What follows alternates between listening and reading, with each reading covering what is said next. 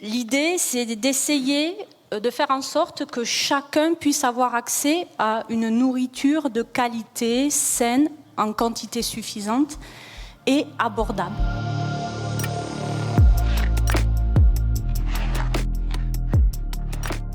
Vous allez me dire, déjà, l'équation, elle est déjà assez complexe.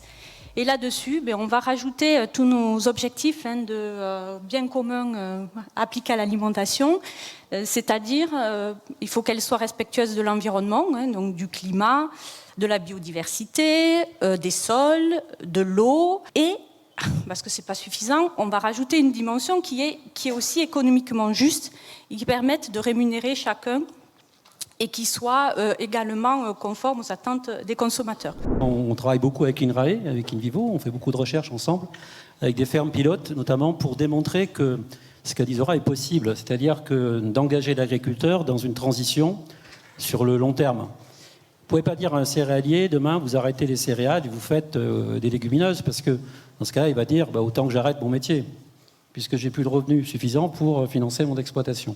Aujourd'hui, on a 100 000 hectares de production de légumineuses en Occitanie. C'est la première région française à produire des légumineuses. Donc on a une belle marge de manœuvre pour faire augmenter justement la production des légumes secs et intégrer ces cultures dans les assolements des agriculteurs. Donc l'objectif, c'est de doubler cette production, de passer à 200 000 hectares en 2030.